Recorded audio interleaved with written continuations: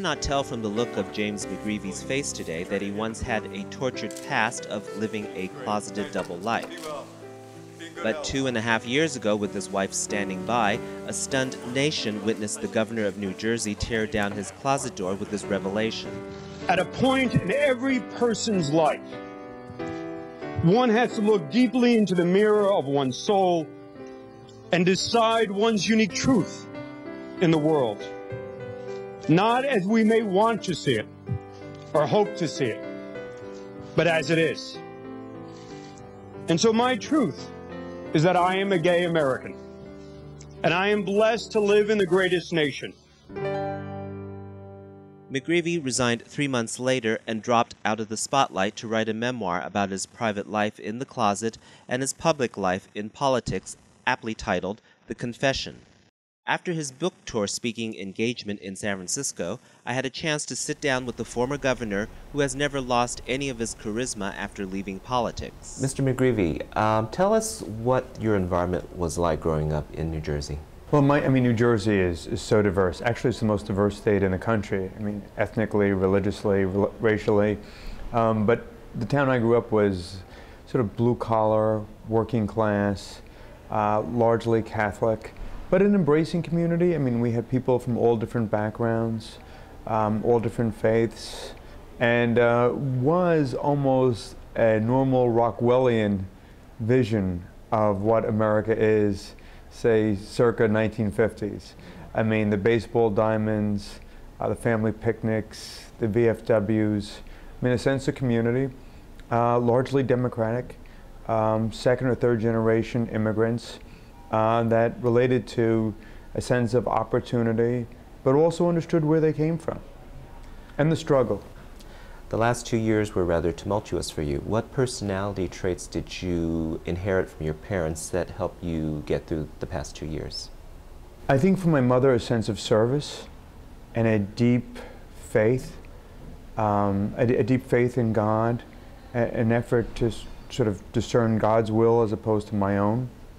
But unfortunately, I lost so much of that in sort of the rough and tumble of politics. And for my father, I would also say service, going out of yourself.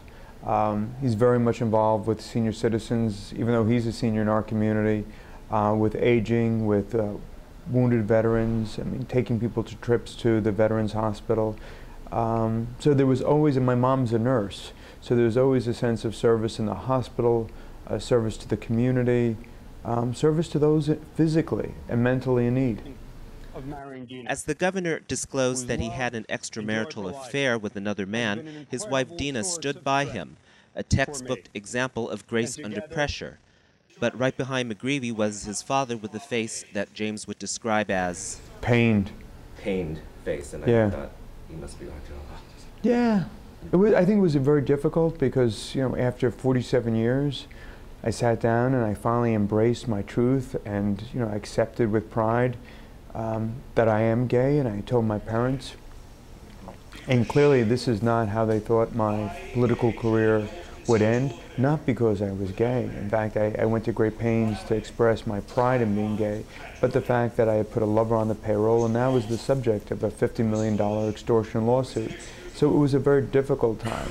But one, to my wife and to my family, I'm so honored that perhaps at my lowest point in the sense of facing the embarrassment of my situation, they were there in a sort of a loving, supportive, and a very generous way.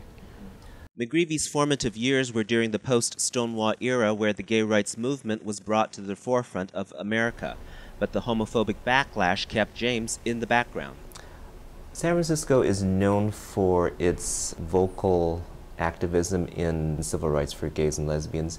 Where were we during your formative years? Were we in your radar at all?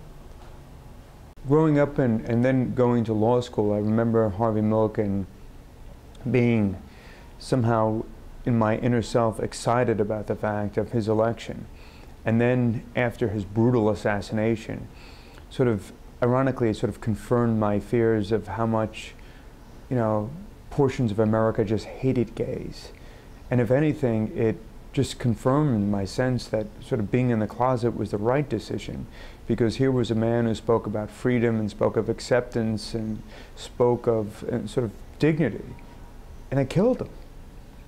And it just, ironically, instead of finding the courage to sort of overcome that level of hate and diatribe, I said to myself, God, I mean, just, it was actually the negative images of the hate and the diatribe of those who would castigate the gay community. And so, you know, sort of growing up, I sort of reacting, and I loved the church and its liturgy and its traditions, but I was reacting to what the church said about being gay, that abomination and mortal sin and fire, and what then, you know, all the journals were saying about, you know, being gay was a perversion, was a psychiatric illness.